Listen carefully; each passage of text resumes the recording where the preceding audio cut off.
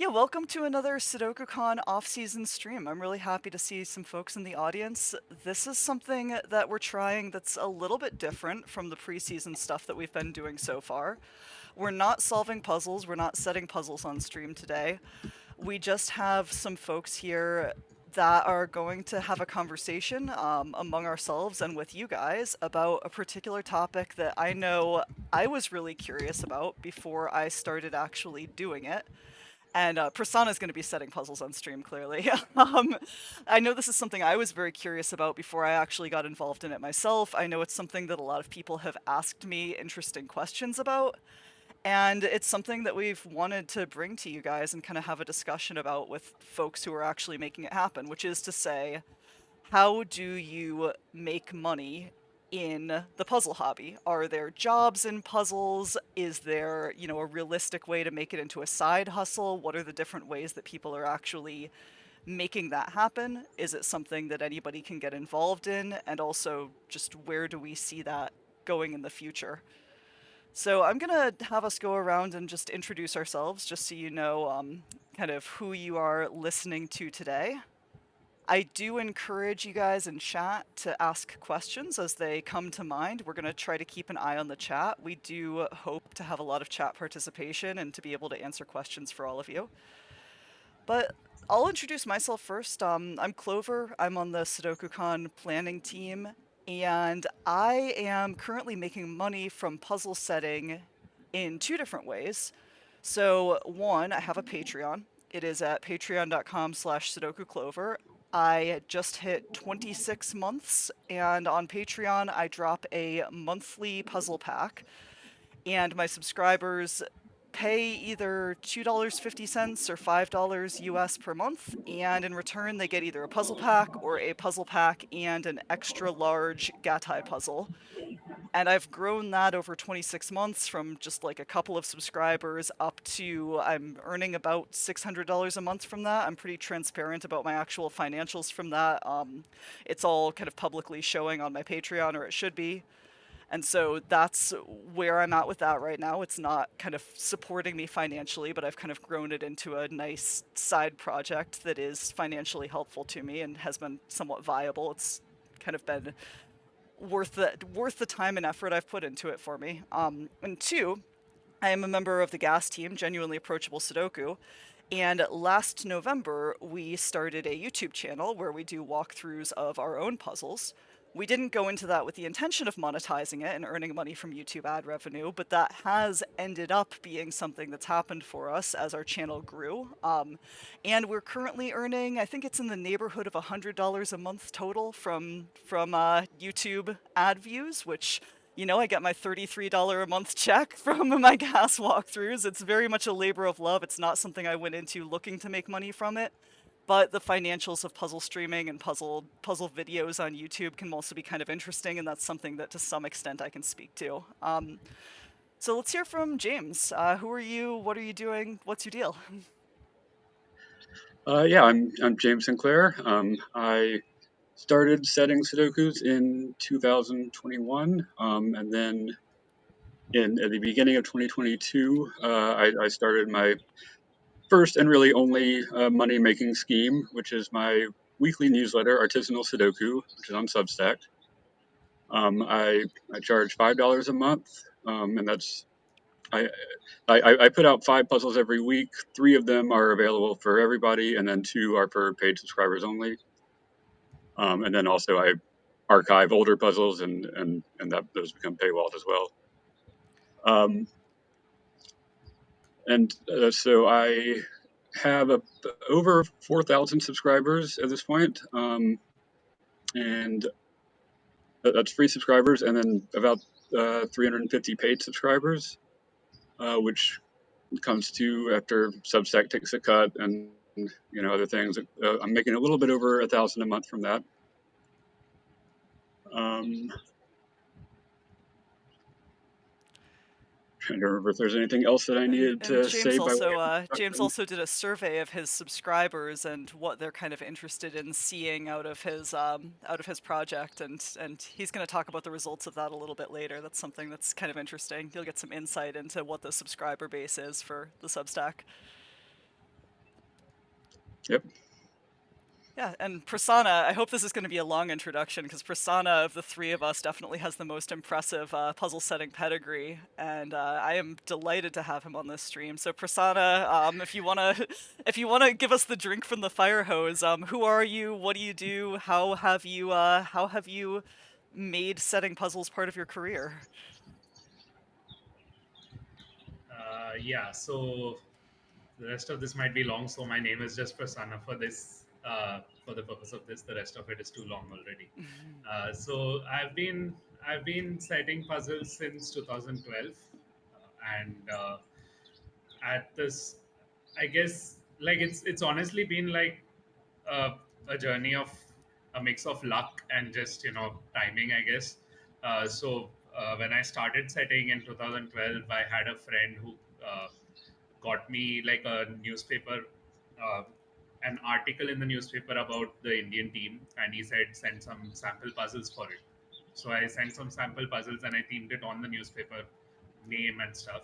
So they really liked that. So they gave me, an opportunity to provide a daily puzzle for them, which was a paid gig for, and that was during my college. So I ended up starting already, like making money from puzzles at that stage. And Prasanna, I And already then, have a question actually. So at that yeah, point, yeah. when you first got that gig, were you somebody whose name was kind of known in the puzzle world? How long had you been actually setting puzzles at that point, and were you someone who was kind of actively involved in the community, or is this really something you just kind of stumbled into? So I had already been solving for 2 years by that stage, and I got very lucky in 2011 with many of the top Indian solvers not being there. I got on the Indian team, went to the World Championship for the first time, Okay, tried those kind of puzzles, and I guess like I fell in love with it, and that kind of inspired me to come back and practice a lot more. And I started setting in December of 2011, and I got the newspaper thing in April of 2012. So I don't think I was known that well to the community then. I think it's just something that happened while I was maintaining my own blog. got it. Uh, yeah, and I mean, then I was still maintaining my blog. I was giving a daily puzzle for the newspaper and maintaining a daily puzzle on my blog for free to kind of build my reputation up. And that got me noticed in the community. So there are two different chains going here. So like that got me noticed in the community, and then people started asking me for puzzles for the national championships and stuff. Like the Polish, for instance, the Polish national championship, the UK national championship, stuff like that. None of these were paid. None of these are paid, Mhm. but it helped me kind of get on the map, because back then obviously there was no Discord, there was no CTC, there was no none of this YouTube stuff. The Sudoku itself wasn't that well known. Puzzles were even less well known, and it just helped me kind of get get my reputation out there. And 2013 was when I got to do one round for the World Puzzle Championship. They were trying a new thing where they had 4 rounds from setters from around the world, and I was lucky enough that they asked me for a round along with like some really big names like Thomas Snyder, uh, Ram Dilar, Nicolas Ivanovic. Like all of these other setters had been doing it for like at least 5 years. Like the next newest was 5 years, and I had been there for like a year. So I got to do the thing, did the round. That got me even more recognized, and then Thomas reached out to me and we spoke about like the grandmaster puzzles, and me getting on the author team for that. And while all of this was going on, the newspaper thing was still going on, and I was still in college, and I was slowly kind of delaying college to to delay the decision of what career path to go on. So like as I was doing this, I got the GM puzzles uh, gig, and that's been there. That's still there. So that's just something I think these like whenever they need some puzzles or they need something specific, they just ask me because I'm one of the main like their main contributors. So they just ask, and I just go send them the puzzles, and then they pay me for it at the end of the year. That's as simple as that gets. The newspaper thing stopped around 2015, end of 2014. But by then, I had kind of established myself in the community enough that there were different stuff that kept coming up. Like there's a book here and a book there and stuff like that, and people ask for puzzles. And also, honestly speaking, it's a bit easier to do this living in India because everyone paying is paying in currencies that are better than rupees. Like I'll be transparent about that. So Oh. it's a little bit easier to kind of handle things that way, like to sustain things, because what ends up happening is that Mhm. what might be lesser amounts over there for you guys is actually quite good here to kind of Yeah, that's actually a very interesting angle, Prasanna, and not one that I thought about. So basically what you're saying is that you're living somewhere that has kind of a lower cost of living, lower salaries, etc. But if your audience is international, they're paying you in stronger yeah, currencies, they're kind of more comfortable paying yeah, amounts that are more significant to you but are less significant to them, and it kind of works out yeah, in your yeah, favor, which yeah, is a very interesting angle given kind of how international and how internet centric the puzzle world is. I hadn't thought about that. yeah. Yeah, so like it's not exact, so it all combines, so it's not exactly a lower cost of living here, but the thing is, I don't do anything else, so Hmm. I don't actually have, like, regular expenditures. So there's a lot of it that comes into it. Like it's not like I'm not here saying, like, I earn a lot or something like that. But it's more than enough to Hmm. live how I want to, Yeah. put it that way. And you also mentioned in your introduction, I don't think you said this here, that you are also a contributor, or have been a contributor to the New York Times for puzzles. Yeah, yeah, Is that yeah. is that also a paying So gig? I don't know what you're allowed to say. it is. No, it is a paying gig. I don't know if I should put out the, Yeah, like, how much only and what you're stuff. But comfortable with. I know that this can be kind of a touchy yeah. topic. No, I mean, I'm honestly not sure what I can say. So, Hmm. like, I can at least say, like, how it came about. So, I was part of the World Puzzle Federation. I was director for 3 years, and right after that, so, like, I worked with Will Shorts, who is the chairman of the World Puzzle Federation. He's also the New York Times crossword editor.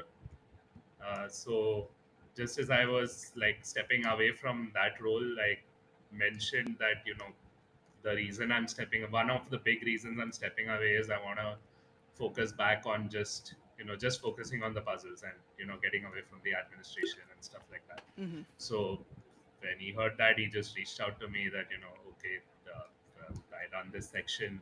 It's basically like a variety puzzle section where he's introducing new audiences to the World Puzzle Championship style of puzzles.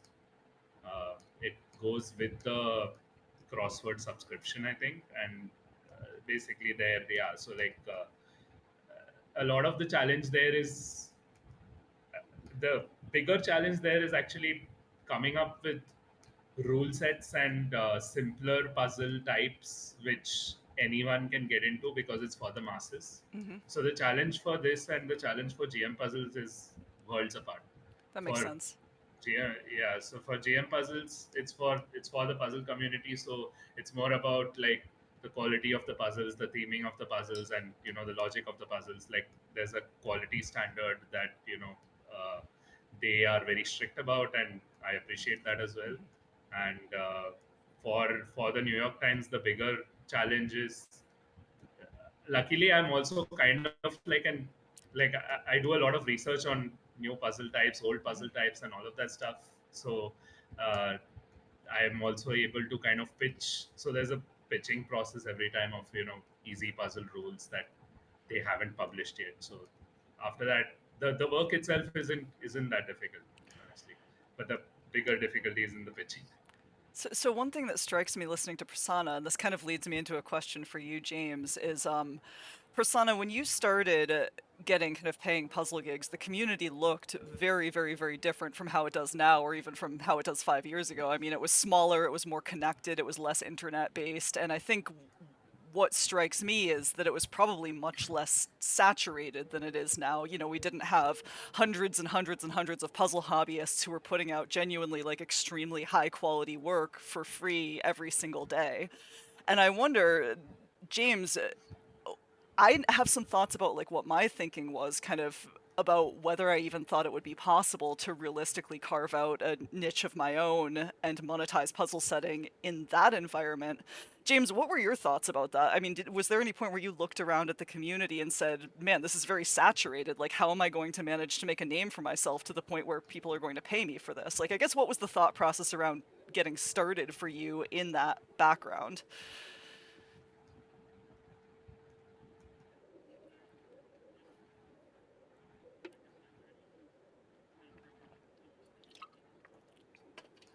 Same.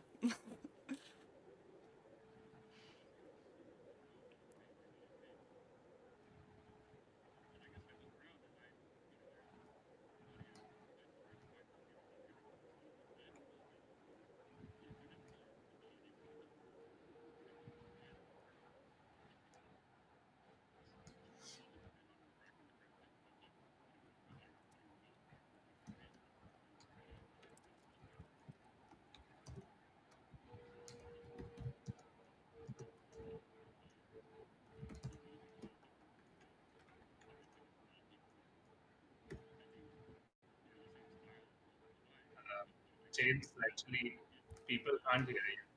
Um, James, it chat is saying that they can't hear you. Interesting. I don't think you need to do anything. It just seems like you've frozen again, which is strange because you are not frozen on my stream. But bear with me for one moment. No, but they can't hear you. They can't hear him either. So Yeah, they can't hear him uh, either. One second. that's a problem. Yeah. Yeah. And I'm seeing him and hearing him backstage. I'm not totally sure what's going on. Interesting.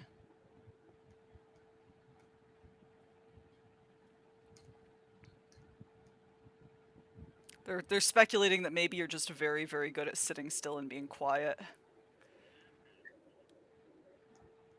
It would be an achievement if he even answered your question by being quiet like that.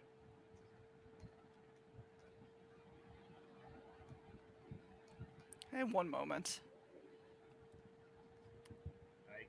So someone's saying they can hear him, but they just can't comprehend what he's saying. But it's because it's really low. So I think it's a Yeah. medium. All right, can you guys see slash hear James now? Hello, can anybody hear me? Fantastic, we've got movement. Okay, James, I'm just going to ask you to repeat your answer. Thank you. All right.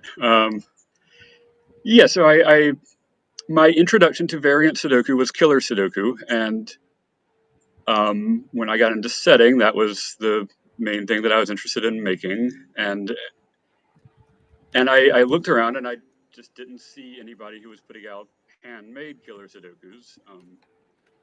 I kind of thought that there was an opening to just make kind of more interesting looking designs and sort of I mean, I've actually never been great at pure killer logic, but kind of draw something in the grid and build something around that. And yeah, I just didn't see anybody else doing that, and so I thought that maybe my wife seemed to like my puzzles. I thought maybe other people would too. So yeah, I guess that was it, and I kind of started to build a following, and that's it's encouraged me to keep it going, and of course to expand into other variants. But I guess I certainly realize that a lot of puzzles that are similar to mine are available and not paywalled. But I think the offering 5 puzzles a week on a Yeah, regular basis is something that not too many people are doing. I guess that's the question that came up for me, James, while you were saying that is if there, what is it then that continues to draw people to your newsletter in particular? Because I thought a bit about what my own answer to that would be. Why would people bother subscribing to my Patreon when there's other good content out there? And part of it is maybe, at least for you, when you got into this, there weren't people doing good handmade puzzles in this particular niche, which makes sense if you started kind of even like 3 years ago. That kind of makes sense, but also, I think a lot of what people are willing to pay for in this space of releasing paid puzzle packs on a regular schedule is like the curation. And you can tell me if you agree with that. Like the experience of knowing that you'll always have puzzles of like a very consistent, solid quality. They'll be delivered to you, they'll be well typeset and well organized, and you can be sure there won't be, mistakes in them. And also, you'll know that you're solving the exact same things as a small but growing community of other people, and you can kind of have conversations about the same puzzles. James, do you have like a Discord server or any kind of way for people subscribed to your newsletter in particular to talk to each other about the puzzles? That's something that's been really valuable to me in building my Patreon. Yeah, and I've definitely thought about that. The fact that that's a big part of the gas community, and it's not really something that I've ever focused on. The way that Substack does things is, or at least the way that I do things through Substack, is that comments are only available to paid subscribers. Okay. So that is kind of technically a perk of subscribing, is that you can comment, and I do get comments, but it's not a huge, there's not a huge conversation going on. Okay. I kind of I picture, an artisanal Sudoku subscriber as somebody who maybe, does the puzzle like while they're commuting to work or during a lunch break or something. I don't really think of it as necessarily a community thing, although of course it's great that, to the extent that that does happen. Interesting. Yeah, so maybe my assumption about kind of what the community looked like when you got into it and like why people are subscribing to you in particular wasn't quite right. I mean, maybe for you it really was more about you were providing something that other people weren't at the time. Like I know that I worried quite a bit starting my Patreon about, am I actually providing something? Can I provide something that other people are not already providing better and for free? And I kind of have developed some opinions about like why people are staying subscribed, and a big part of it for me is community, and also, they can trust that the quality will be consistent and that they'll kind of know what they're getting and they won't have to go looking for it themselves. And I also, I guess there is an angle at which like I did get at, can I provide something other people aren't? Because for my higher tier subscribers, I also set like gatai puzzles, like multi-grid overlapping Sudokus each month, and that's something that you don't see a lot of kind of outside of that necessarily. But it's something that kind of that came to mind a lot when I was getting started. Okay, so I have, and Prof Meow is commenting that most of the artisanal Sudokus are too long for her personal commute. Maybe you should make them shorter. So my Well, next, and then yeah. I'll just add that, I think it was just in terms of like, what am I offering that people are willing to pay for? I mean, it was maybe just a bit of a leap of faith on my part, that Hmm. I felt like I was good at this, and I thought maybe if I put out good puzzles, people will be willing to pay for them. You know, I, I Yeah. I'm not sure that I really did much more of a calculation than that. I mean, that's fantastic, actually. I think the three of us are in very different positions from each other with regards to like where we were starting from. I mean, Prasanna, this has been your job like since college. I mean, this is just kind of your career. Is that fair to say? Yeah, but like so honestly, I spend way more time on doing a lot of the free stuff I do. Hmm. If like so, like I said, like I mean the work I think it's mainly because I'm in India, like the currency reason. Hmm. I don't need to spend as much time on the money making part of my work, and Hmm. I'm turns out I'm just not that kind of person who focuses heavily on that. I'm not saying that Yeah. as a positive; it's probably a negative. Yeah. No, I respect it. But Yeah. uh, so like my goals have always kind of aligned with trying to make things bigger in India, and like trying to take this to a higher level there. So a lot of my, so for instance, we run Sudoku Mahabharat and Puzzle Ramayana every year, right? We could easily charge for that. Hmm. That's a well curated, well reputable, um, contest series that we run every year with online solving with a lot of features, which I don't think you'll get anywhere All of else. you should check that So, out. Puzzle Ramayan and also Sudoku Mahabharat, the online Logic Masters India contests. They are so good, and you can solve them online with Penpa, unlike the Sudoku Grand Prix or the Puzzle Grand Prix. So do those. yeah. Yeah, thanks.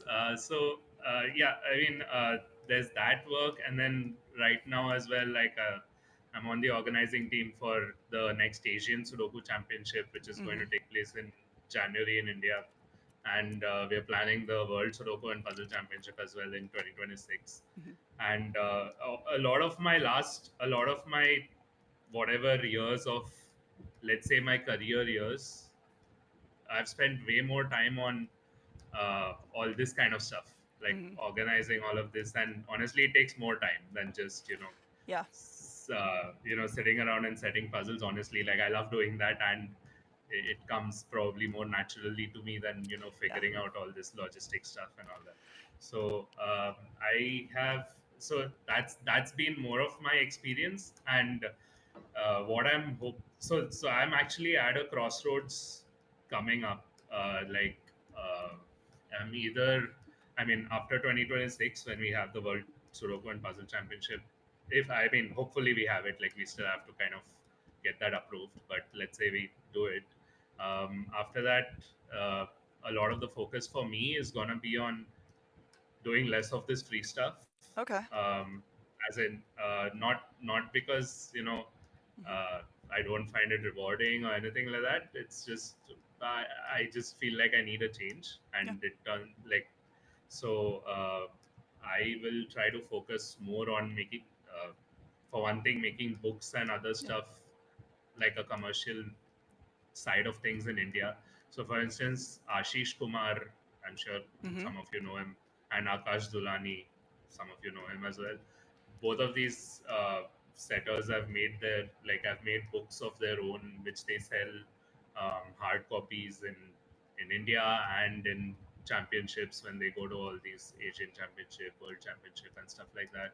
Akash sells his books on Amazon as well. Hmm. So I honestly haven't, it's not that I can't do that. I just haven't focused on it, and I kind of want to. Yeah. Again, not because, uh, honestly, not because of the money making aspect, but Hmm. just because I would like some books of my own out there. So that's one thing I would like. Basically, yeah, these last 10 or 12 years or whatever, like I've been mainly working on a lot of free stuff, organizing Hmm. competitions, organizing these events, and everything like that.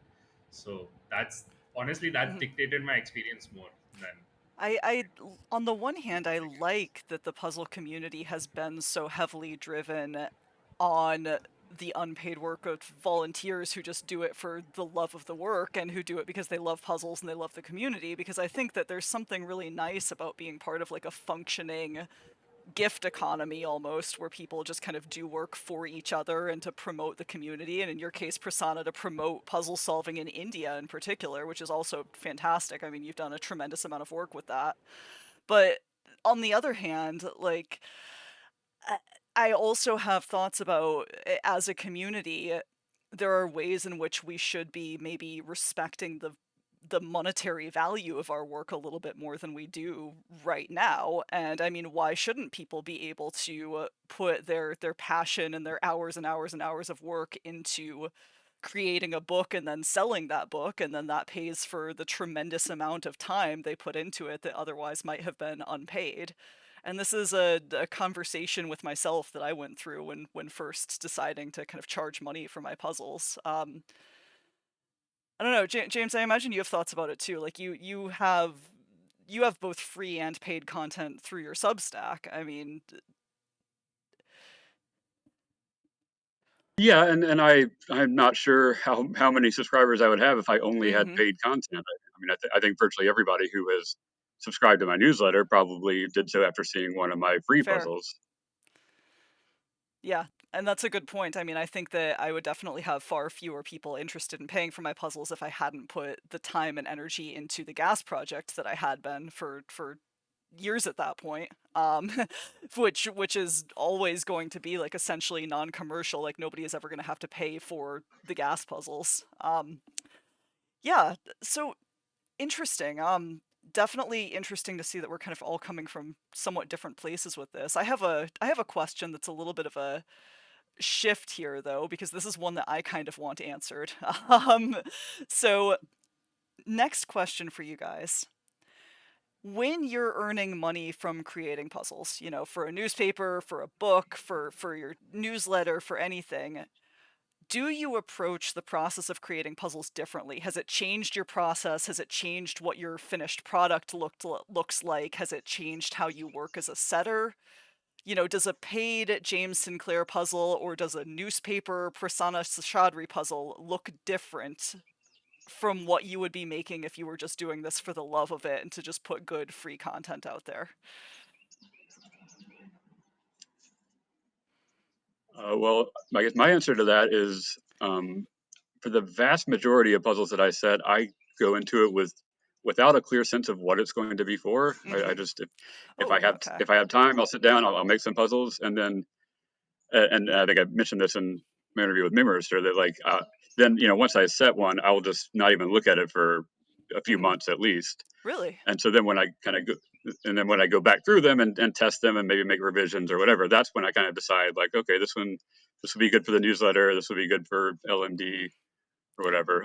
But yeah, the setting process is pretty neutral in terms of like Yeah. what the puzzle might be for. And James, you in particular are just incredibly prolific. Would that be the case if you weren't monetizing puzzle setting? I mean, I think certainly the modest extra Mm-hmm. income that I get from Substack has allowed me to uh, not focus as much on my day job, Mm-hmm. which is very project based. I'm kind of either, and I can kind of decide how long I take between projects. So there've been, I've been able to maybe take a week longer between projects Mm-hmm. because which I feel like I can justify because I'm making a little bit of money with through Substack. So yeah, in that sense, I'm definitely able to set more puzzles because I have this income stream coming in. Yeah, I actually started my Patreon when I was going through kind of a period of financial difficulty where the calculus for me looked like I have a choice. Either I can find additional kind of conventional paying work or I can pick up more hours at my day job, but that means that it's no longer going to be realistic for me to be a very prolific puzzle setter. So if I want to keep doing that, I'm going to have to find a way for puzzle setting to kind of take some of the pressure off. And that ended up being like the calculus for me. And so I'm very, very glad because I like setting puzzles that it worked out the way that it did. But yeah, I think it's healthy to think about it as just kind of taking a little bit of the pressure off, not so much being, this is going to replace my day job. Prasanna, I think I Mhm. know what your answer is going to be to my original question, but I want to hear it from you anyways. Like, does your work look different fundamentally when you're setting, like, for somebody else's newspaper or for a book or et cetera, than it does when you're just having fun?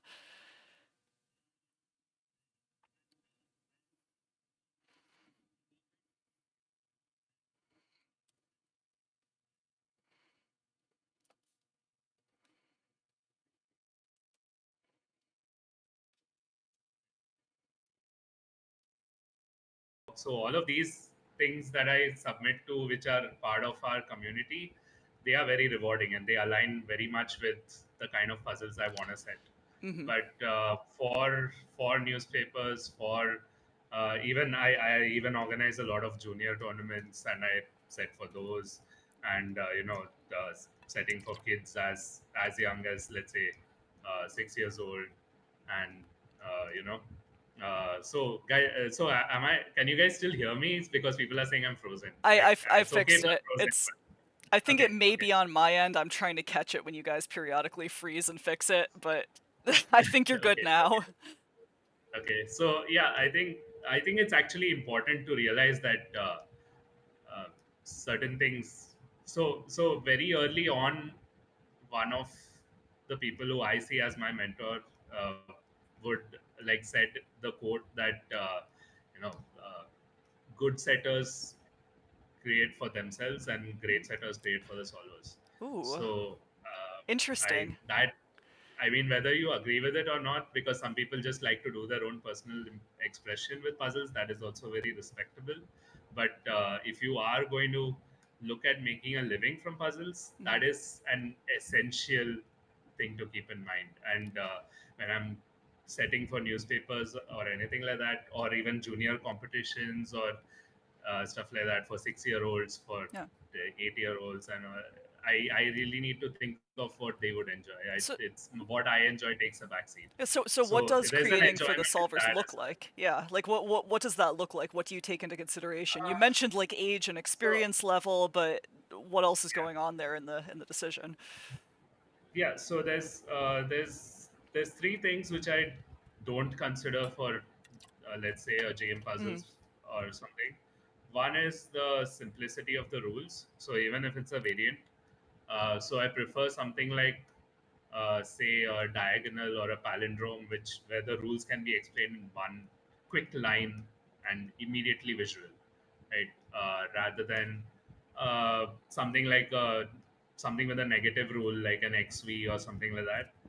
That's the first consideration. I would never do something like that for kids or mass audiences, because there's a deeper level of understanding there, and people don't have the patience or comprehension or even the preparation to expect that kind of thing.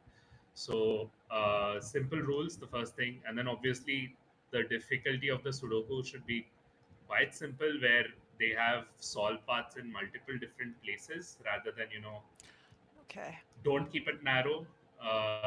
And also, lastly, don't worry about the theming much, because uh, honestly, like, for and this is specifically for the newspapers and stuff, it's more important that there's regular content where they are able to find logic in the puzzle that they don't see in the other generated stuff, because most people who are new to puzzles don't really recognize Hmm. the theming and all that as far as in, I mean, obviously you can have like good aesthetics, that is fine, but don't worry too much about it. Like, the bigger thing is the first two things: Hmm. simplicity of rules and just easy difficulty. Forget everything else. And James, do you also find yourself setting for the solvers a lot? Does that resonate with you?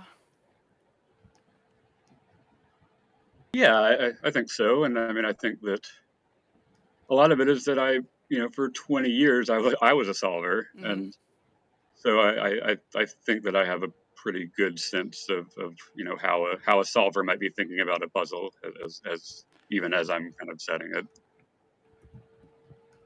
Yeah, I almost I don't disagree with you guys on principle. I do find that since I spend so much of my energy on setting for gas, which is very, very, very much for the solvers and largely in the same way that Prasanna describes, keep the rule set simple, keep the deductions simple, aesthetics is important, but not necessarily the most important thing. You're trying to kind of teach something or show something.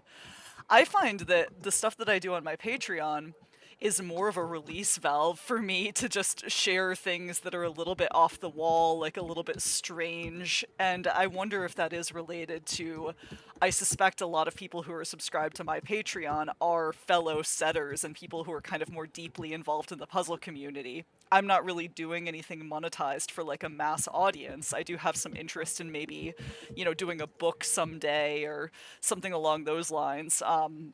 But I treat it right now as like kind of a release valve for all of the interesting ideas that I have while I'm setting gas, and luckily people also want to pay me for those things. So I think in a weird way I'm not so much setting for the solvers on my Patreon.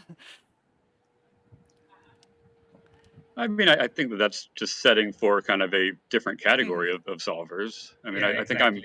I yeah, I think I'm similar in that I'm maybe not uh, as adventurous of a setter as you are, Clover, but I do tend to put my kind of um, a lot of the puzzles that I put behind the paywall are kind of a little bit more unusual. Maybe they Mm. have a negative constraint, or like invented rule set, or involved set or something.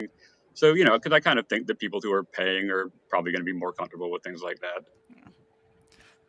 So, next question for you guys, and this is a nice segue.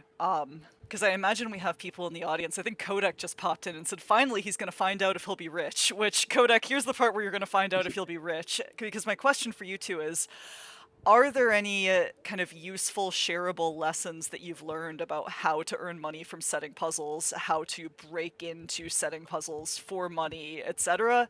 I know, Prasanna, from your description at the beginning, in some senses, you kind of stumbled into it via a combination of talent and being in the right place at the right time, and you didn't necessarily start out saying, I'm going to make money from this. For James and I, it looked a little bit different, but I'm sure that you still have things to share that you've learned about how to earn money from setting that you could maybe share with the audience. Yeah. So I guess the number one thing is try to be useful, as in okay, that's a very simplistic way of putting it, but let's say like let's say someone is eh, there's a publisher, right, who's putting out puzzles and wants to commission for them. Don't just be a setter, don't just be like, try to be a little more, like try to offer them like, okay, so for instance, with anything I get involved in, I say, okay, like I'll help with the testing as test solving as well, I'll help with the PDFs, or wherever I have some skills, I'll just help out. Because honestly, wherever I have seen it so far, at least, I mean, obviously, when I say this, I don't mean the newspaper or the New York Times. Mm-hmm. Those are established publications. They know what they're doing. I just have to give the puzzles and that's it. But if someone approaches you like a GM Puzzles or some equivalent of that, they are themselves figuring things out. They are themselves starting up. At least, I mean, now they are not starting up, but at least in 2014, they were still starting up, and they are also kind of maybe investing in it on some level. So making, like, kind of helping them out Mm-hmm. basically teaches you as well, because it teaches you the other aspects of it. And one big thing is you don't underestimate the other aspects of it, which helps you work with them better. And the other thing is also, like, you are of value in the sense that when they grow or when they move forward with plans, you're always there. You've earned a spot on their minds for anything more as well.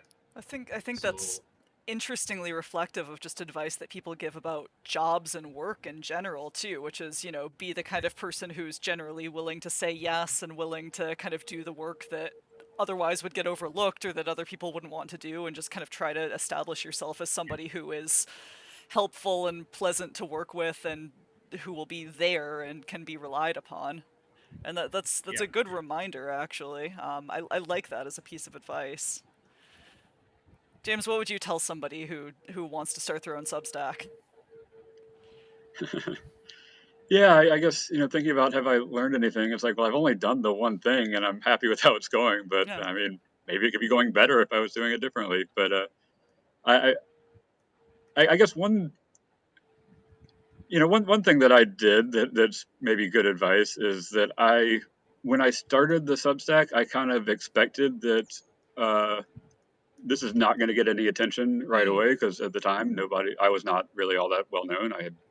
I think when I started, I had two CTC features, and they're Mm. both Mark videos, um, which is great, but not as many people see those. Um, but I had probably 6 months worth of puzzles just ready. I mean, I think I Oh. was only doing three per week at the start, but I had like several months worth, and so I knew that, like, even if nobody's paying attention to this, like, at least I have the puzzles, and I'm going to keep putting them out and kind of keep trying to get something started. And by the time that I ran out of those puzzles, I had I had enough of an audience that I felt motivated to keep going. Although it was still probably a while after that before it really started to be meaningful. I mean, that's not the right term, but it's Yeah. been meaningful from the start. But yeah. No, that's interesting because that's very much something that I don't do, and I find myself scrambling sometimes at the end of the month to kind of finish everything for the next month's Patreon drop. And I think, honestly, that's good advice for me to take, is build a buffer so that I actually had a very interesting situation with my own Patreon drop that came out 2 days ago, where one of my puzzles turned out to be broken in like a fairly subtle way that nobody caught in testing, and it had been released, and I didn't really have that extra lead time or an extra puzzle I could immediately swap it out with. So now I have found myself kind of scrambling to fix it. And I mean, luckily it was an easy fix, but it felt a little uncomfortable to kind of be disappointing paid subscribers like that. Like, if I kind of ran this a little bit more like a business and was like a little more organized about it, I might not have run into that situation. Yeah, I'm trying to think if I have advice for folks, and I think what Kodak just said in chat is actually very apt for what my approach has been, which is to build relationships with people first, because like I said earlier, like without gas, like without my having just kind of shown up and started doing gas one day, like, there's no chance that anybody would have paid any attention to what I was doing when I started asking them for money. I mean, there's no way. And I mean, Prasanna, that's almost reflected in your story too, because Yeah. you were making a name for yourself as a solver when people started Yeah. approaching you to set puzzles. And I think one thing that's interesting about kind of the older puzzle community, like the pre-CTC era, is that a lot of the time, and correct me if I'm wrong, the people who became very respected as setters were either also or previously very respected as like speed solvers, people who were involved in the competitive world.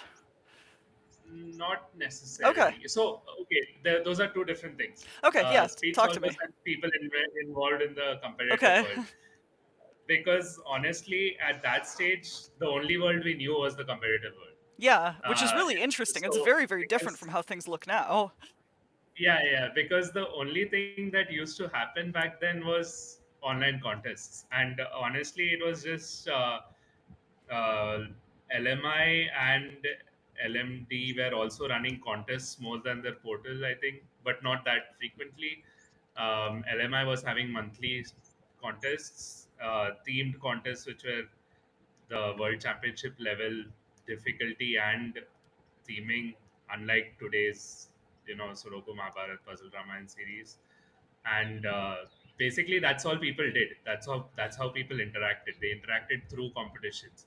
So there were so even I wouldn't say I got known because of my solving, because I Okay. wasn't that good at that stage, quite bluntly. Well, don't sell And yourself short, but yeah, that's fair. I mean, no, as in, so in the grand scheme of things, yes, finishing 71st in the World Sudoku Championship means I'm a good Sudoku solver, but it wouldn't give me that much okay, traction within the Sudoku community. that's That's what fair.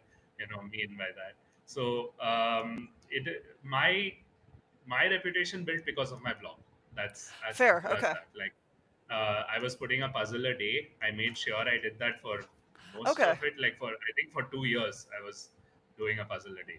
So, do you And think it's fair to recommend that to other people who are interested in making puzzles into more of a career? Because that's also similar to what I started doing with gas, is just kind of start showing that you can be consistent, start putting out a puzzle yeah, every single day, and build the audience very gradually of people who kind of know that they can rely upon you for a certain kind of content. I mean, do you think that there's still space in the community, Prasanna, for somebody to just start a blog and like in a couple of years like turn the whole thing into a career, or do you think that the ship has sailed on that? uh, I I think it'll be difficult to turn it into a career with just the blog. Yeah.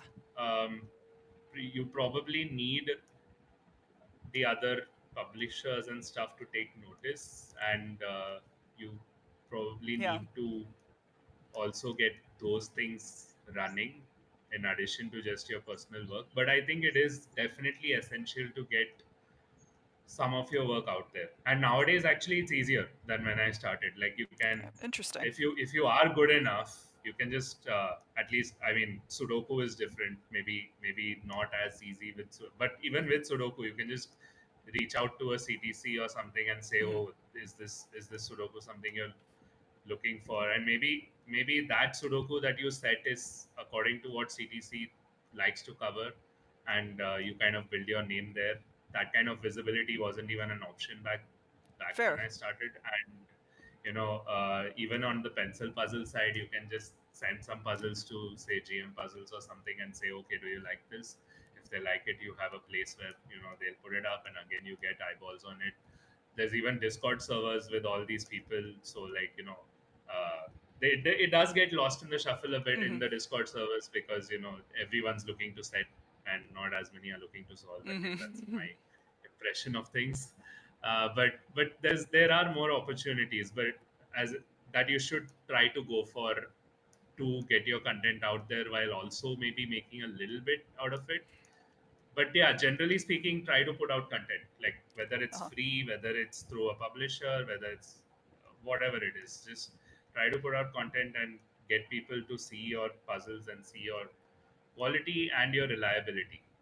The I reliability is a big part of it. Yeah. Yeah, I agree that reliability played a very, very big role in my kind of establishing a reputation. And yeah, Prasanna, what you just said, and also what Malrog is saying in chat, there's many more people kind of trying to take up the same space nowadays. I share your impression that there's this kind of interesting imbalance between everybody joining the community really wanting to get established as a setter and really wanting to get their name out there as a setter, and not so many people who are more comfortable in the role of like, I'm just here to solve puzzles. I just want to play the puzzles. And I'm curious, this is a bit of a tangent. It's not really exactly on the topic for this stream, but do you guys have any thoughts about why that is and where that's going? I definitely do. Okay, can we hear them? Do you Should I mind? go ahead or? Yeah, please Yeah, do. yeah. So honestly, this is like, so I I really like CTC. I Mhm, really like what they've done for the community, what they've built, and like it's helped us have the CTC Discord server and all that. But there is one negative which I felt mhm, right from the start, which people might not like. I don't know, but like they have this habit from the start of literally calling everyone the world's best setter, and interesting. literally calling every single Sudoku the world's best, or whatever hyperbole.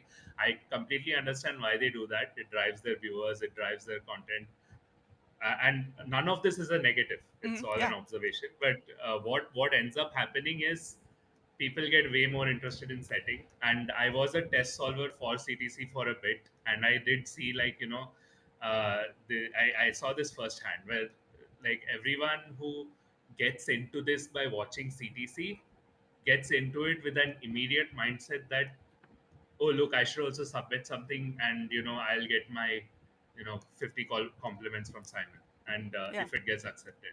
Obviously, the if it gets accepted is a big caveat, and the ones who do get featured on CTC are way fewer than the ones who submit to them. But that also shows that people are getting into it, in my opinion, in a kind of backward way. Mhm, So ideally, so like how, I mean, I find it natural. I might be biased. Like I find it more natural to get into puzzles by solving a lot of them, liking them, getting into solving, and then finally you get that itch to kind of set your own mhm, puzzles, and you still have that love for solving. Whereas what has happened, at least on this front, is people come into it thinking, oh, I can set a puzzle that I want to set a puzzle that impresses people, like, mhm, which is, it's a very natural thing to have when you see these videos every time. mhm, If you do happen to be a good setter, you can actually, it is true, you can immediately get some recognition, and that feels nice. But overall, it is a kind of a backward way to get into it, in my opinion, because what ends up happening is you're not you're not coming into it with the love of solving. And yeah, that in my that's something I predicted. Like mhm. I've been predicting this from the start of when I saw CTC, when I saw their approach. I said this would happen, and I feel like I've been proven Yeah. right. And yeah, I mean that's the whole thing that I've been seeing. happening through all these years. Yeah, Like, it's a very interesting side effect of the role that they play as kind of tastemakers in the community now and kind of their popularity. And I agree with you. I don't think that it's a good thing or a bad thing. I think that it's just kind of an interesting development in the yeah, community. yeah, And actually that yeah. leads me They to have some very yeah. valid reasons Yeah. to do it. I mean, it's good for them, but yeah, it ends up causing this. So that actually leads me to another thing that kind of popped into my head, and I'm just unfreezing Prasanna real quick. Uh, James, you probably have a fair amount of communication with people who are more focused on the solving end. I mean, do you have the impression that most of your subscribers are people who are predominantly solvers who are not affected by this trend of kind of everybody wants to be a setter?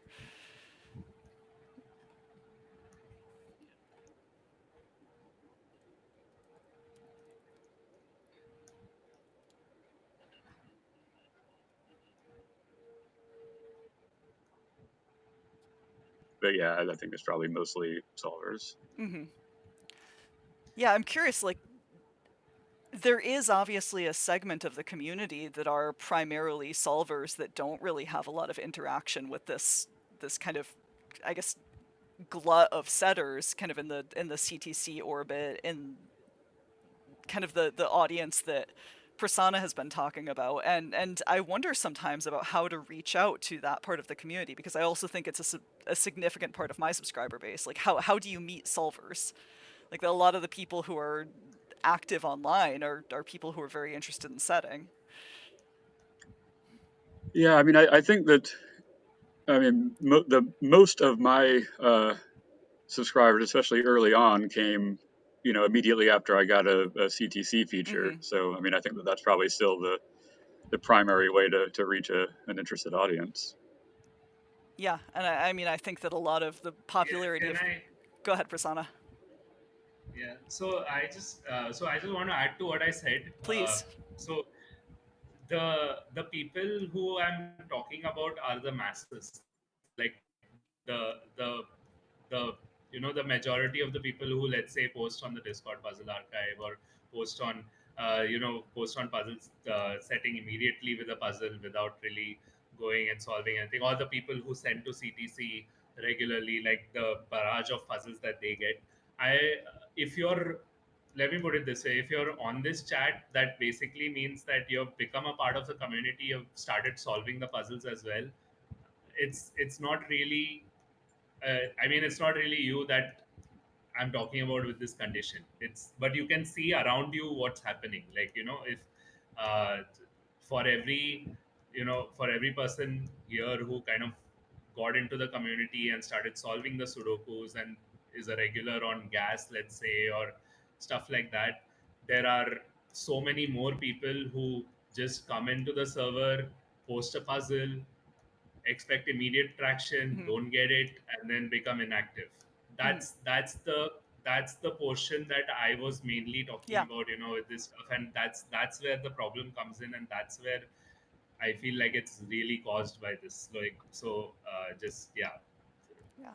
it, So we're right about at 2 p.m. I also want to segue into, because James, I'm curious about your survey results, because you sent out a survey to your audience in advance of this stream about kind of what they're looking for in puzzles that they pay for. And I was wondering if you could talk a little bit more, since we touched on who was your audience, about that survey before we segue into answering questions. Yeah, and the so in the last week's artisanal Sudoku, in the paywalled part, I included a link to a survey because I thought it would be maybe insightful to get some data from these are people who are subscribed to my newsletter, so I guess it's going to be biased in that way, but also they're people who are paying a puzzle maker for Mhm. puzzles. Um, so I just thought I'd mention five uh, five of the questions that I asked and some of the results, which and the options that I gave were very important, somewhat important, and not that important. So first question was, when considering whether to subscribe to a puzzle maker's paid puzzles and other premium content, how important is it to you that paid puzzles are released on a regular schedule? And about 90 people said that that's either very or somewhat important. It's probably not that surprising. If you're paying for something, I think you would want to get it regularly. Um, how important is it that paid subscribers receive perks in addition to extra puzzles, like hints or solve videos? About 60% said that this is important to them, but only 20% said very important. So I guess that maybe surprised me a little bit. That That doesn't surprises seem me to a be little the too, yeah. biggest. Given like the emphasis that I've been putting in my own head on let's think about what I can offer that goes beyond just the baseline experience of solve this puzzle, and given kind of how much Mhm. importance I've been giving that in my own process, it's interesting that people don't consider that to be incredibly important. Like they consider it to be somewhat important, but not the be all end all. Right. How important is it that paid puzzles and other premium content is available only to paid subscribers as opposed to It's a fun one. a system where paid subscribers get early access? And and that one wound up being about 50-50. A little over 50% said that that's very or somewhat important, and 47% said not very important. Okay. I asked, how important is it that paid subscribers receive access to an exclusive community like a private Discord server or a subscribers only comment section? We kind of talked about that Yeah. one earlier, which is, and they're like, I have never really focused on this, and the numbers bore that out. 97% said not very important. But I'd imagine for different communities, you maybe would get different numbers for that. And then finally, I asked, how important is it that the paid puzzles are similar in style and quality to the puzzles that the same constructor releases for free? Uh, and only a few people, only 10% said that that's very important, but 55% said somewhat important. Mm-hmm. And then I also got a few kind of separate comments noting that people saying that they care, because I asked about similarity in style and quality, and a few people said that quality is very important, but not so much style, which makes sense. Maybe I should have asked that differently. Yes, I think that's all the results that James, do felt you interesting think, enough to note. is there anything in those results that you see, changing how you approach making puzzles for money, or like changing how you manage your Substack? Um, yeah, I'll have to think about that more. I mean, nothing that Yeah, it's a big really question. stood out. Yeah, I mean, I did, and I guess with each question, I included a field for just other, and people could leave comments, and so I got a few comments to the effect of appreciating a greater variety in puzzles, Hmm. which is probably something that I have felt recently that maybe I haven't been quite as varied as I would like to be, and some of the Hmm. comments that I got are encouraging me to think about that more. So look for some irregular Sudokus and strange negative constraints coming up, I guess.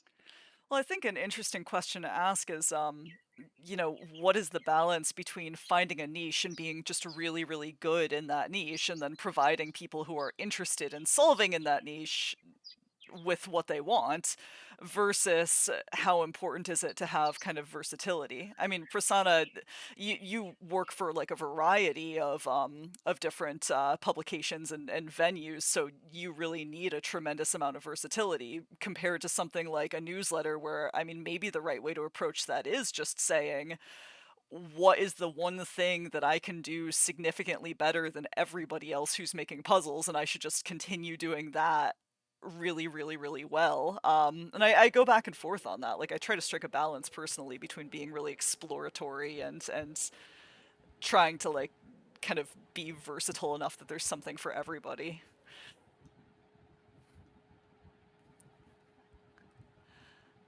Okay, so I'm looking at the chat. Yeah, Rockrat Zero is also commenting.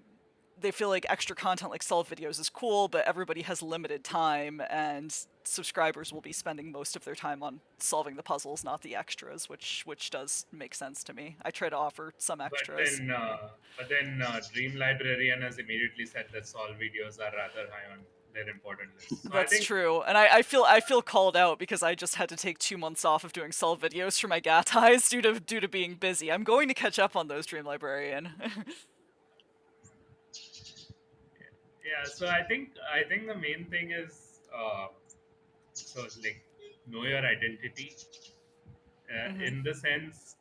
I think I've made my identity a bit about large connected puzzles. Like Okay. that's something that so for just as an example for GM puzzles, Sarkan is the managing editor, right? So a lot of the times if he needs some kind of interconnected loop puzzle or something, he just reaches out to me because he knows that that's the kind of thing I like doing and I'm good at it.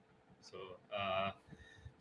whatever you explore is good as long as it's like it fits your Yeah. identity. And then if you find something that you like doing more of, that's and this is specifically for, like, let's say a newsletter or something like that, where people are subscribing to you as a setter rather than just generic regular Mm-hmm. puzzles, right? So they would also like to see your identity shine through. So that's Yeah, that's very important. and I think your comment about identity has an interesting resonance for me in particular with the idea of being just kind of reliable and being somebody who's offering to do additional work. Because I had an interesting experience recently where I was asked to set a doppelganger Sudoku for a competition, and it was presented to me as I'm not completely sure it's even possible to do this. I don't know if it is like viable to set a doppelganger with these two pairs of rules. Clover, can you do it? And I said, I would love to promote my identity as the person who can make puzzles resolve with rules that makes it look, or like with rules or aesthetics or whatever that make it look as if it's not possible. And I enjoy kind of like being recognized for that, and that made me feel very seen when I was asked to do that. So I mean, it is kind of fun to have a reputation as like the person who does one particular kind of puzzle, and I think that kind of, or not one particular like genre of puzzle, but one particular style really well, or like can fill one particular need really well. And it's kind of, Do you yeah. do I know the competition You you're talking do. about? You absolutely do. Yeah. No, you absolutely do. It was a very interesting puzzle to set and hopefully an interesting puzzle to solve. This definitely took some energy from me. This is for the Indian Sudoku Championship. Is that the right acronym? Yeah. Yeah, and they had a doppelganger round with some really interesting doppelganger Sudoku pairs. And one of those was Yeah. me. Um, yeah. So Yeah. do So go ahead. if I can do a minor plug, Please we do. do put that. So I'll give full disclosure. We don't pay the setters. That was not a That's paid gig for because me. Yeah. and we tell them this upfront because the situation Mhm. is we run these events at either a small loss or barely breaking even kind of thing, because our number one priority is keeping a lesser participation fee for the solvers of India. So then generally we do end up making a loss. Like most of the past years, honestly, we've made a small Mhm. loss. So one place where we recover the losses is, first of all, we share all the puzzles with the setters, including the extra puzzles. So most of the times I'm setting some extra puzzles for some side events that we do and stuff. And that full content is available on sale for, I think it's €5 or something. Um, Something like that. So, like, if you do want that, you can reach out to me. Uh, it's basically all the 4 rounds of the national championship plus the playoff puzzles that I set, plus a fun event that we usually have with kind of like a different kind of Sudoku or something like that. And there's something like that on the puzzle side as well, if you're interested in that. uh, yeah, and honestly, like, and I will say, like, eventually we do want to get to a stage where hopefully we have these competitions sponsored so that we can pay the setters as well, and keep it free for participants as well. That's like our Yeah. utopia. But until then, we're trying to just make things work. Yeah, So and I mean, I think a lot of the story of, getting paid to set puzzles is just because a lot of these events, there's currently no money in them in general. There's not some fat cat up at the top who's getting rich off of all of this. It's just everybody yeah, involved is doing it as a labor of love, and that's just kind of how it has to work for now because there's not any money in it to begin with. And I see, a potential universe in the future where that looks a little bit different, at least for some events, but I also understand why it looks how it does now. So yeah, do you two have anything else that we haven't touched on that you want to talk about, or any kind of further elaboration on anything we've talked about before I open it up for chat questions? Can I just reply to Malrog in the Oh, chat? please do, yeah. Variety is an identity too. Just go for it with that. So Oh, he said his puzzles are widely varied, yeah. so they have no identity. Yeah, variety is an identity. Oh, that's really reassuring, actually. Yeah, Melrog's saying in chat they'll never make money from setting because their puzzles are too widely varied. They don't have an identity. But yeah, I agree. You know, being the guy who can do anything is absolutely a viable identity and probably one that makes you really valuable in some ways. So lean into that. Yeah, so hey chat, thank you for hanging out with us on this lovely afternoon. I want to open up the floor to any questions from chat that you'd like any or all of the three of us to address kind of on this broad topic, or I saw people asking Prasanna questions about LMI earlier. Anything that's on your minds, we're happy to talk about. We've got, you know, about 15 more minutes potentially to hang out together here. So I'm just going to give chat a moment if they have anything that's on their minds to see if they have further questions for us. And yeah, also thank you so much, James and Prasanna, for your insights and your thoughtful responses, and just for being here on this stream. I really appreciate both of you, and I've learned a lot from you guys. Yeah, happy to be here. It's been Yeah, great. Yeah, thanks for having me. yeah, we absolutely have to drag both of you onto streams more often. Prasanna in particular. I mean, I gather the time zone situation makes it not trivial, but yeah, Yeah, I would love actually, to I get you in here prefer more. like I told you, I usually sleep very late, so I Mm-hmm. prefer this time, like Oh, which is after fantastic. everything, because I have a very vibrant board gaming hobby, Uh and huh. I'm out most days for like different board games or whatever, What's your or I'm just social life or whatever. Like I'm out most of the time, so like generally speaking, late in the day works very well. perfect? What's your number one game recommendation right now?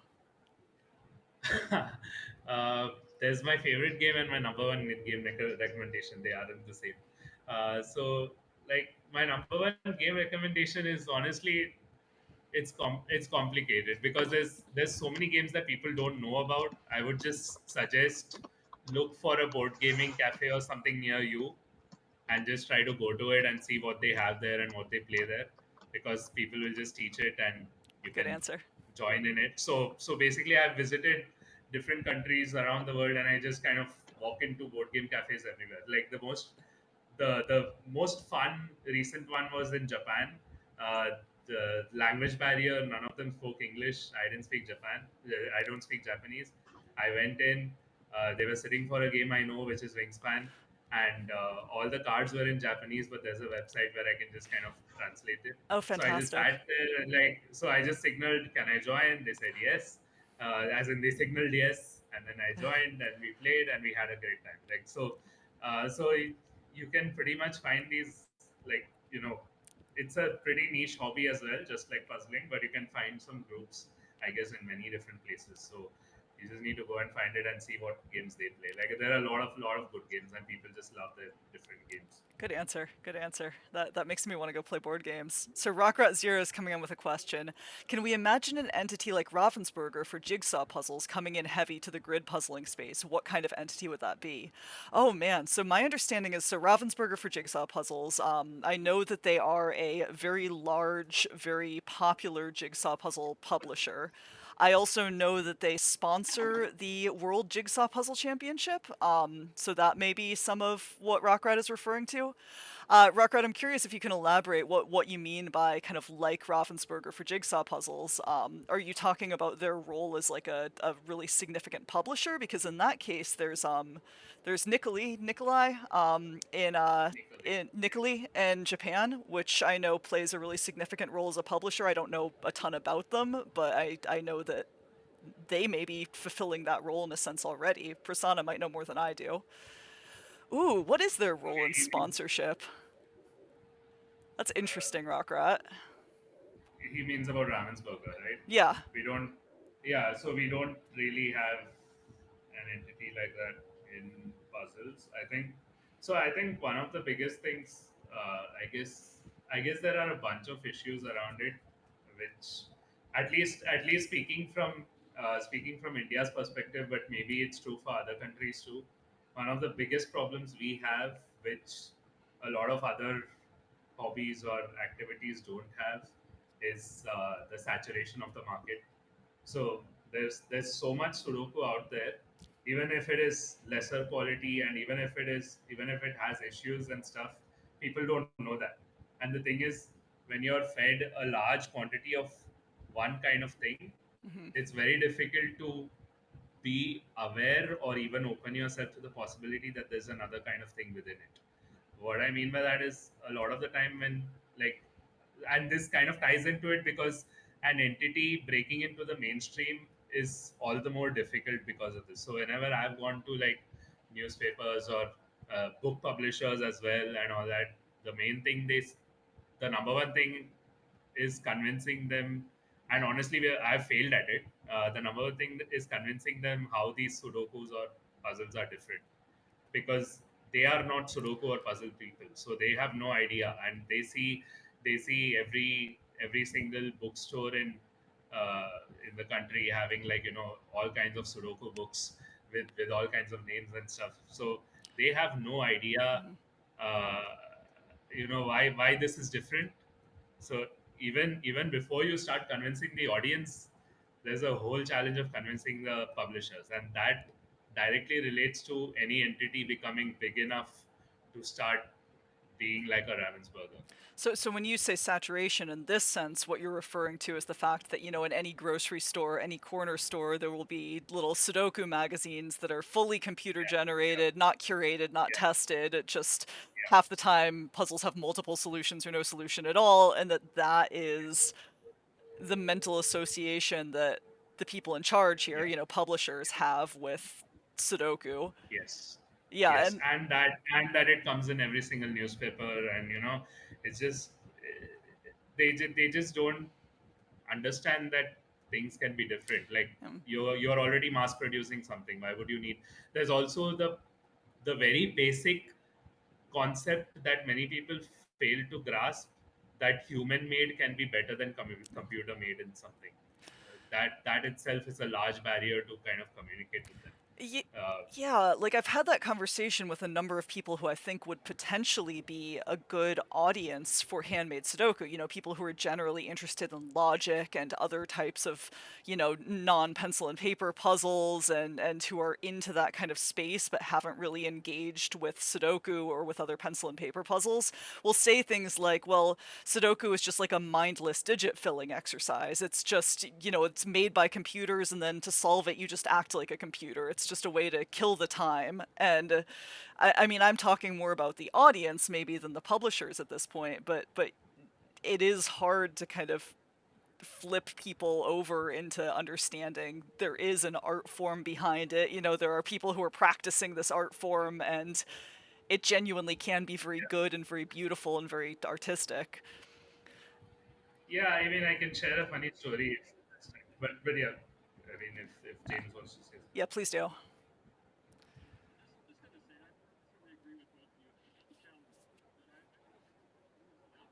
Mhm.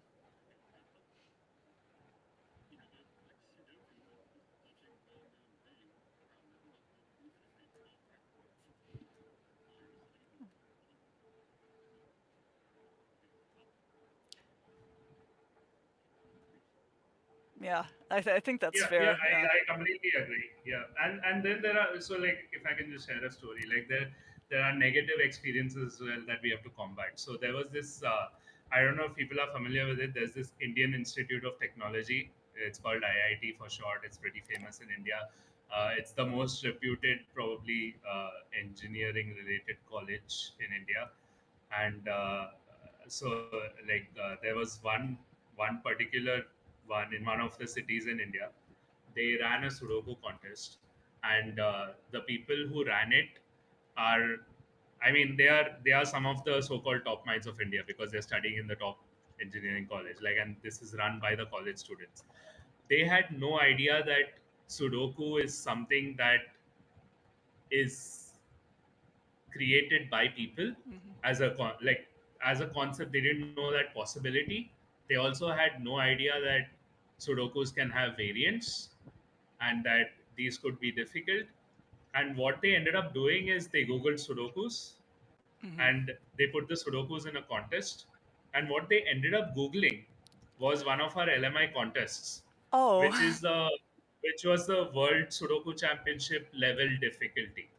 And with all those different variations, and they didn't put the rules of any of those variations, they just copy pasted the images. Oh no. So then what yeah, so what happened is this had very good attendance, like as in very good attendance for a college fest. It had something like 300 participants, and none of them solved anything.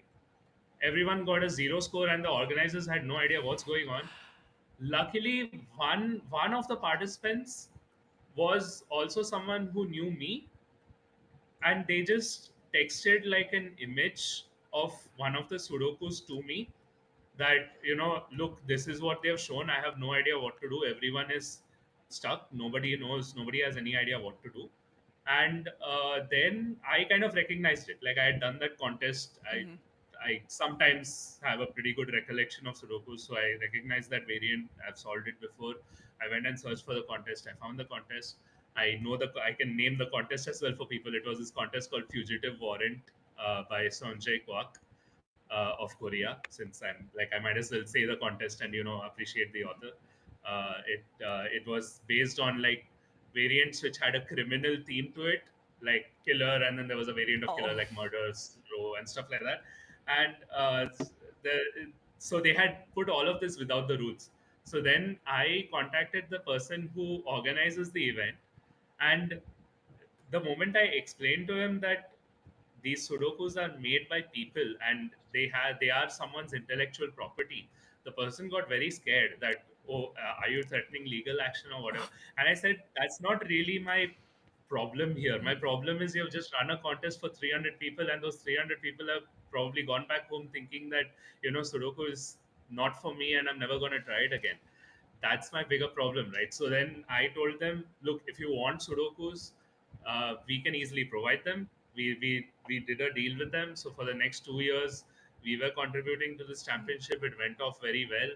And then, unfortunately, what happened is those students who were part of that committee uh, graduated out of the college, and the new students again stopped corresponding with us, and they started running their own thing again. And it started becoming a failure again, and then people stopped coming, and now they don't conduct Sudoku competitions at all. So there's this is just one example, but there's just so many stories of like this, where because of this mainstream bias of information and like lack of awareness, what ends up happening is it actually hurts us. It's not just that we are not making people aware. It's not just a passive negative. It's a very active negative of there are competitions going on out there which we have no idea about, which are actively turning people away. So from both Prasanna's anecdote and from various anecdotes people are sharing in chat, I'm very much getting the impression that a lot of what has to happen to counter these misconceptions about the value of handcrafted puzzles, the value of handcrafted Sudoku, has to do with, individuals reaching out and just saying, hey, buddy, there is something better out there, to somebody who knows them and respects them. And that actually reminds me of another quick anecdote that I have. It's not my story, it's actually a story I heard from Sam Kappelman Lines, who tells a story about he was once on an airplane and was just out of boredom flipping through the in-flight magazine to the Sudoku section. Went to solve the Sudokus, realized that the Sudokus in the back of this magazine had multiple solutions, and looked up the publisher of the in-flight magazine, sent them an email offering to make them better puzzles.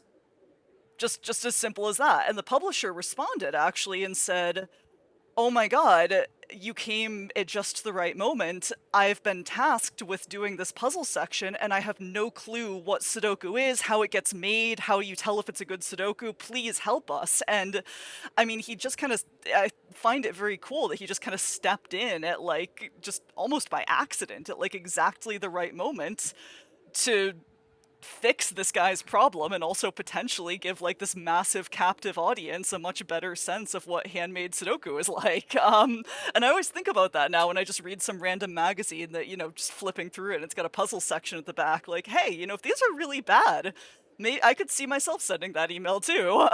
That could be very Yeah, gratifying. I will say that like I have actually done that many times, Good. and That's awesome. I think that's part it of what doesn't. fixes the problem. But most of the times you don't get that lucky. Mhm. The publisher Yeah. isn't that good about receiving criticism or Yeah. receiving an alternate opinion. Even what they end up saying is push back against it and say Mm, that whatever, like I'm just gonna publish it or whatever. The variety of different answers that they give. yeah. So Be yeah, prepared I for mean it's always rejection worth if you a do try. that. Yeah. Yeah, yeah, it's definitely always worth a try. But I just want to put it out there that that's a very lucky story as well. Yeah, It's a definitely. great story, and we need more of those.